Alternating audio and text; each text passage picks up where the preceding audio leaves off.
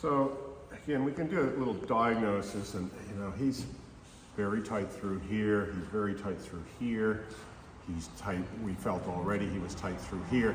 So I'm just expecting that his whole hand is very tight, but especially on, from here to here is definitely what I'm picking up, which means around the thumb and those first couple of fingers.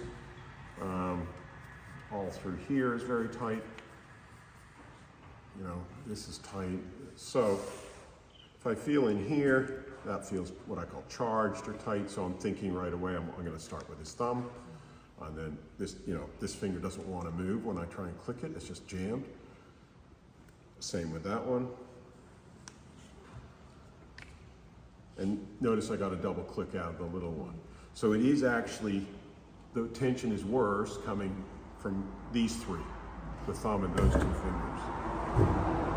So before I get started with the chopstick, I do like to just warm the area up.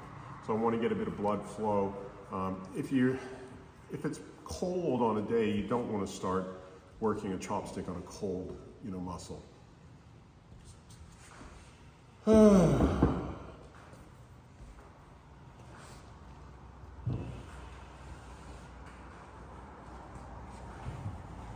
And then as I kind of have a feel around in here, I can definitely feel like this inner thumb band is particularly tight, but I do feel like the outer thumb band is particularly tight.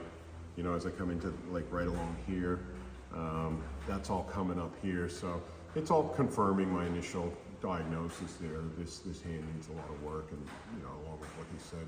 What sort of experiences were you getting with this hand, or what's the word? What were you feeling that made you feel like this hand needed some work? Like in the forearm, sort of across from the thumb to the elbow. Like around here? Yeah. Yeah, that feels very tight through there. Yeah, that's right. So that's going to be coming from probably these two fingers that felt really jammed. Because the thumb is going to be affecting these two bands coming up here, and they're very tight too. But this, where he's saying right in there, is more from these fingers. So they all need a bit of work, not more than a bit. Okay. So I'll just get you to take a deep breath. And just let me know, like, I'm going to go in slow, but where the level of depth I can go to where it's not going to be overwhelming for you. How would you, if 10 is overwhelmed, or 10 is where you're going to tighten up against me, what level of pressure is that? About 9. 9, okay, so there we go. We know where, I'm going to actually just ease off slightly to start with. I don't want to kind of go to 9 right away.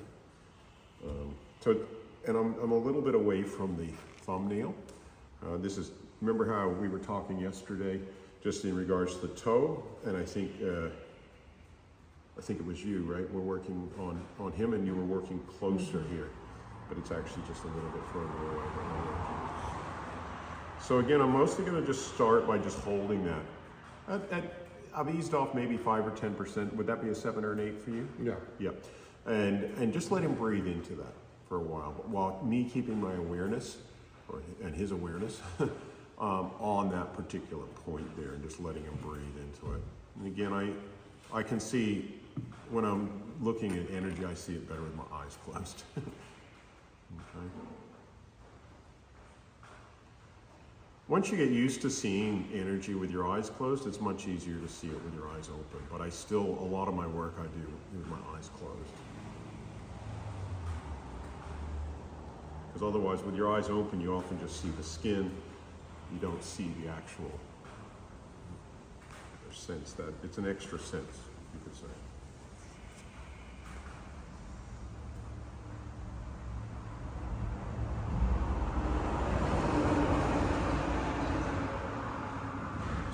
I have mentioned this before, but some massage schools made people do a whole massage blindfold as part of their exam.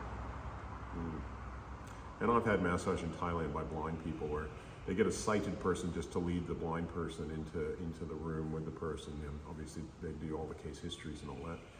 And then the blind person, makes their contact with you, and then they do the massage. And it's very interesting.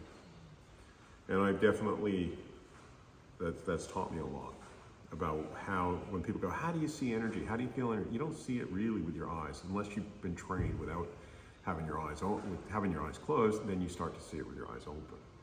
But it can be developed. It can be developed, yes. It can be developed. And it just takes practice, perseverance, like anything. And what it takes is, it also takes I think for some of us, we sabotage our vision because we're told that's not real, or am I just making this up, or something like that, you know? So we need to actually get those thoughts out of your head. I know when I first started to learn massage, it wasn't like I had some innate gift and I could sense chi or something like that. I remember learning shiatsu and they were talking about chi, and I was like, I don't feel anything, you know? And how I had to do it was to actually be very present with what I was doing and learn to stop my mind from sabotaging my presence. Because I was university educated, and you know, skepticism in my mind was very dominant when I first started massaging, and I had to tell it to shut up.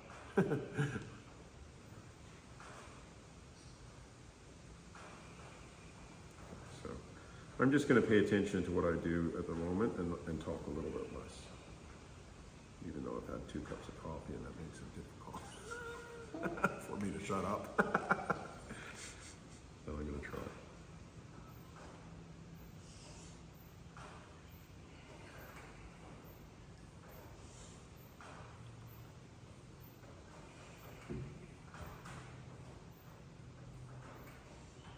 So we start to pick up bands as we come about here on the physical level. Between here and here, it's more like a thing that you have to sense. And that's why never, when you're working with a chopstick, come in fast and deep, because it's so sensitive. You could see right away he was at a 9, and it wasn't terribly hard.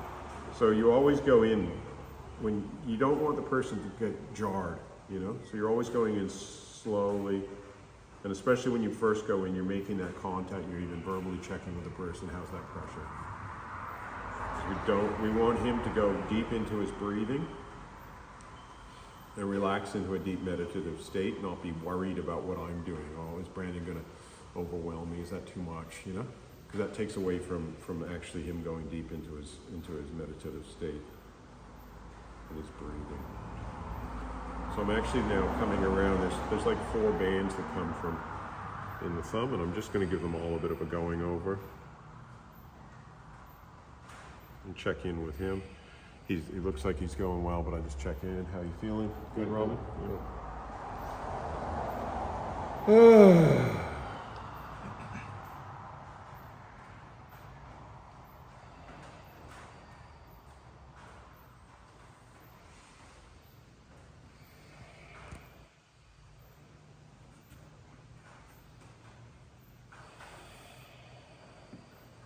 I tend to move quicker the further down I go. And so I'm more slow and deep here. And the movements will be just like that.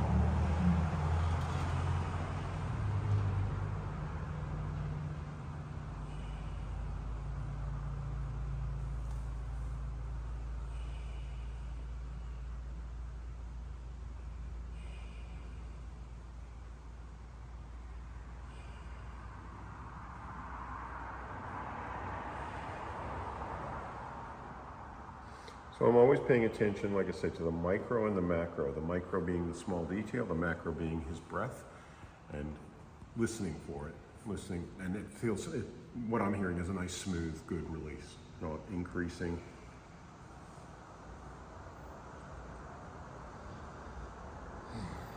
You can see this is an intense spot. That slight change in his breath to me probably said it's higher on the intensity, so I'm just easing off slightly. And this is a very sensitive spot for a lot of people. It's really small percentages of differences of pressure that make a big deal from the receiving end. And this is very much involved in this tension kind of coming up through here.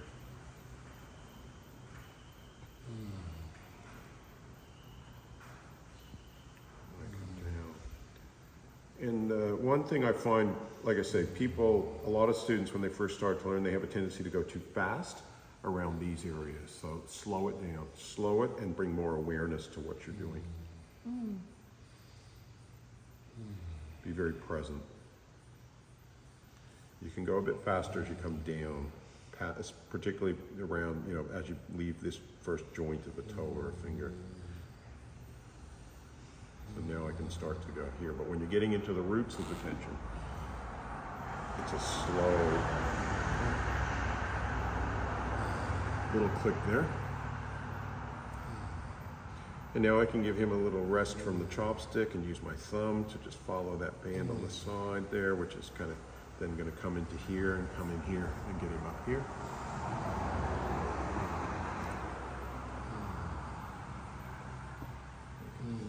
Here.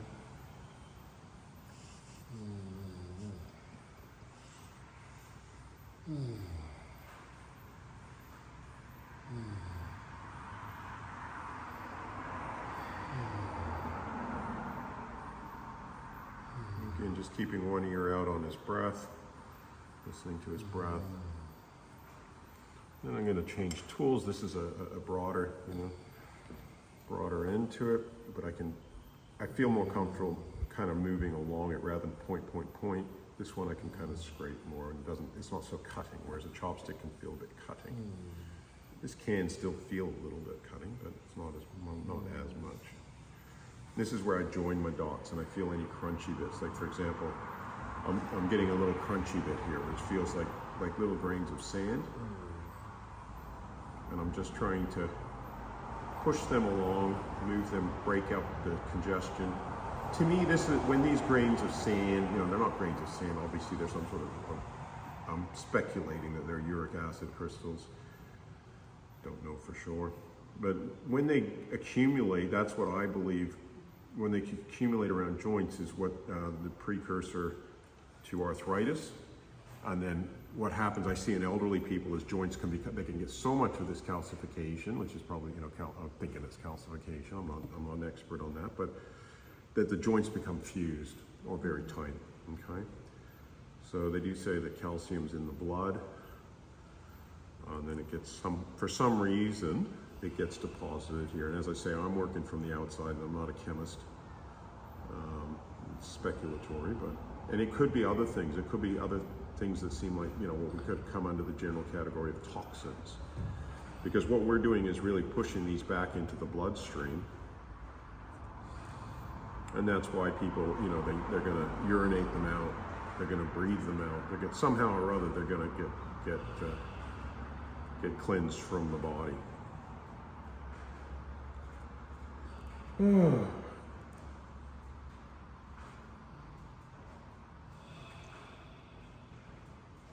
But as I said, this is fantastic to do at any stage of life, but definitely better to do before you get arthritis, because if somebody has arthritis, then this tends to be extremely painful.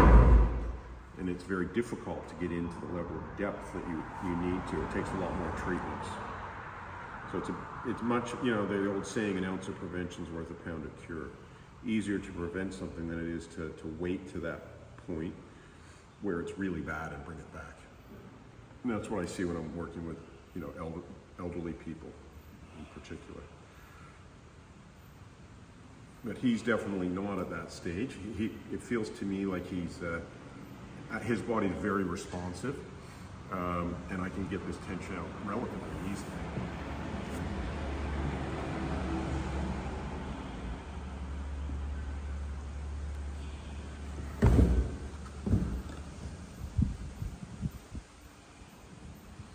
So I can open up his thumb like that and then use one of these broader tools. This is called a Thai massage tool or Thai massage tool, depending on what type of English you speak.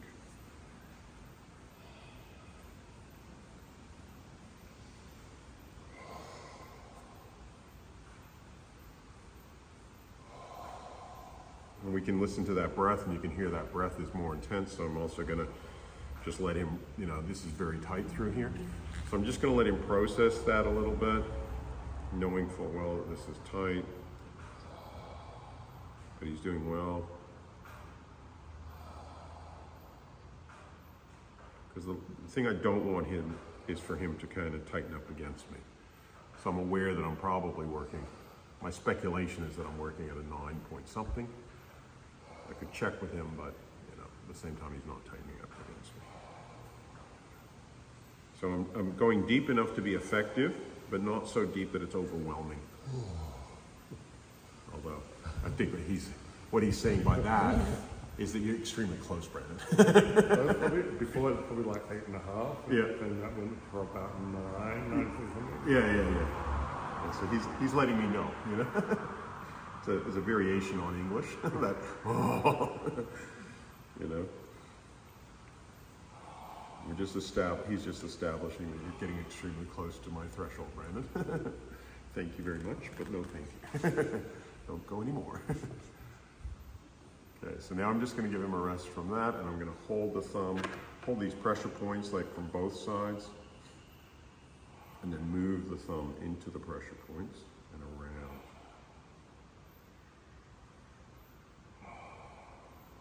And this is where thumbs tend to be, you know, a little bit different than big toes because their range of motion, I think it's a saddle joint, they call it. It's a different type of joint than the big toe. That's fast. I mean, that's what they say distinguishes us from most other apes. Although I think orangutans might.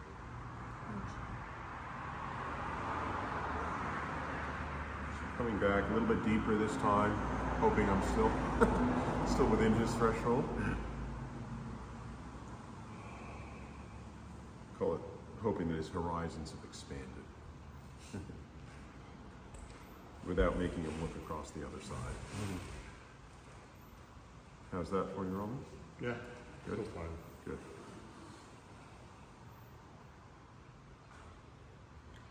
And of course, because he is in a, you know, got a good, nice, deep breath, and he's, you know, having done the face and head massage, he's in a, you know, it makes people in a more receptive frame of